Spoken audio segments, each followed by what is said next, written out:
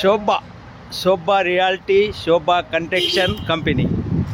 Okay, ఈ technician bus and stop 2 in 1. Okay, Shobha reality. ఇది AC bus, IISER bus.